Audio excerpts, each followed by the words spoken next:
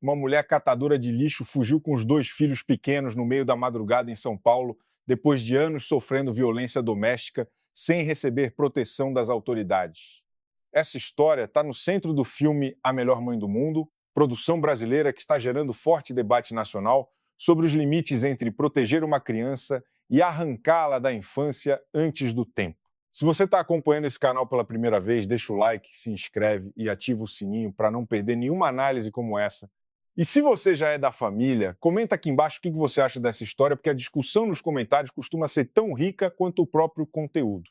Gal é catadora de recicláveis, mãe de 2 filhos e sobrevivente de um relacionamento marcado por agressões físicas e psicológicas repetidas. Segundo o enredo do filme, ela chegou a buscar ajuda na delegacia, mas saiu de lá sem a proteção que precisava. Diante de um sistema que falhou, ela tomou a única decisão que restava: colocou as crianças no veículo que usa para trabalhar e deixou para trás o endereço onde a violência havia se tornado rotina. A fuga acontece dentro de São Paulo, uma das maiores metrópoles do mundo, onde ruas sem fim, desigualdade visível e ausência de rede de apoio transformam qualquer deslocamento precário numa travessia de riscos reais. Gal não tem dinheiro suficiente, não tem parentes esperando por ela em lugar nenhum e não tem garantia nenhuma do que vai encontrar ao longo do caminho. O que ela tem são 2 filhos nos bancos do veículo e a determinação de que eles não vão crescer dentro daquela casa. Para não assustar as crianças, ela transforma a fuga numa aventura. Conta para eles que estão numa viagem diferente, que o mundo lá fora é cheio de coisas para descobrir, que aquilo tudo é emocionante. É uma narrativa construída com o vocabulário da infância, usando a imaginação como escudo entre os filhos e a crueza do que está acontecendo de verdade. Esse gesto revela ao mesmo tempo a força e a tragédia de Gal. A força está na capacidade de segurar o medo dentro do peito e ainda assim aparecer para os filhos como alguém que está no controle. A tragédia está no fato de que esse esforço não consegue funcionar por completo. Crianças não leem o mundo pelas palavras que os adultos escolhem. Elas leem pelos olhos da mãe, pela rigidez dos ombros dela, pelo ritmo diferente da respiração, pela forma como ela olha para os lados antes de parar em algum lugar. E tudo isso comunica muito mais do que qualquer história de aventura que ela possa inventar.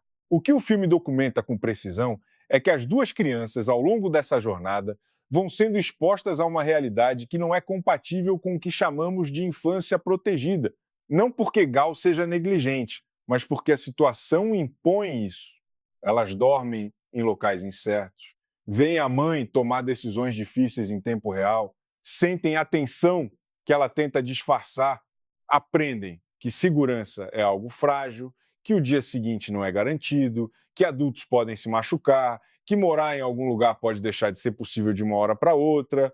Isso é o que os especialistas em desenvolvimento infantil descrevem como amadurecimento forçado.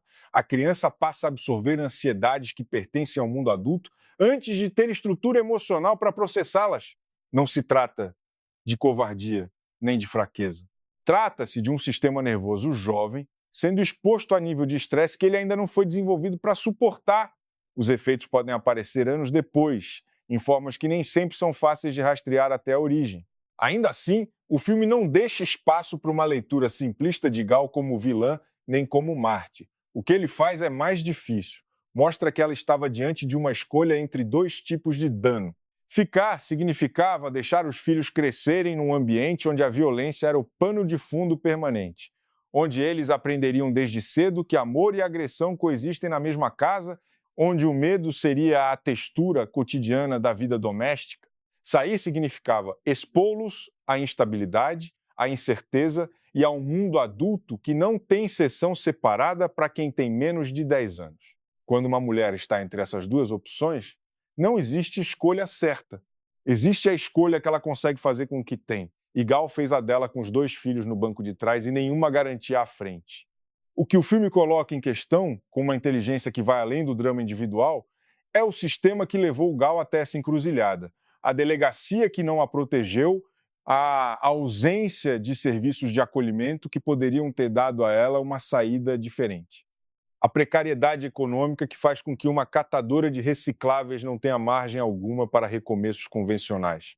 A invisibilidade de mulheres como ela dentro das estruturas que deveriam existir exatamente para protegê-las. Quando um sistema fracassa assim, A responsabilidade pelo dano não pode ser depositada inteiramente sobre os ombros de uma mãe que tentou fazer o melhor com o que sobrou. A pergunta justa não é apenas o que Gal fez de errado. A pergunta justa é quem criou as condições para que ela não tivesse alternativa melhor. O nó emocional mais complexo do filme está no que Gal carrega internamente durante toda essa jornada. Ela sabe que as histórias de aventura que conta para os filhos são ficção. Ela sabe o que está acontecendo de verdade. E ela sabe que os filhos em algum momento também vão saber. Cada frase otimista que ela diz para eles é ao mesmo tempo um ato de amor e um lembrete silencioso de tudo o que ela não pode dar a eles naquele momento. Segurança real, rotina, um endereço fixo, a sensação de que amanhã vai ser parecido com hoje e que isso é uma coisa boa. O peso de ser o único ponto estável na vida de duas crianças, enquanto ela própria está em colapso por dentro, é o que torna Gal um dos retratos mais honestos de maternidade em situação de vulnerabilidade que o cinema brasileiro recente produziu. Não é uma mãe perfeita, é uma mãe real, com os recursos que tem, fazendo o que pode, carregando culpa mesmo quando não é culpada, amando de um jeito que machuca de assistir, porque é amor demais num contexto de menos demais. A melhor mãe do mundo não entrega catarse. Não termina com tudo resolvido, nem com uma mensagem de que o amor vence qualquer obstáculo. O que ele entrega é mais raro no cinema. A honestidade de mostrar que há situações em que proteger alguém e ferir alguém podem ser exatamente o mesmo gesto feito com exatamente as mesmas mãos e exatamente o mesmo coração. Gal não conseguiu dar aos filhos uma infância sem marcas. Ela conseguiu algo diferente e talvez mais difícil. Não soltou a mão deles enquanto atravessava o que precisava atravessar. Isso não apaga o peso do que as crianças viveram. Mas também não é pouca coisa. Toda criança precisa de estabilidade, isso é inegável. Mas quando a estabilidade disponível é uma casa com violência, talvez o ato mais corajoso de uma mãe seja exatamente o de romper com ela, mesmo que o que venha depois seja incerto e doloroso à sua maneira.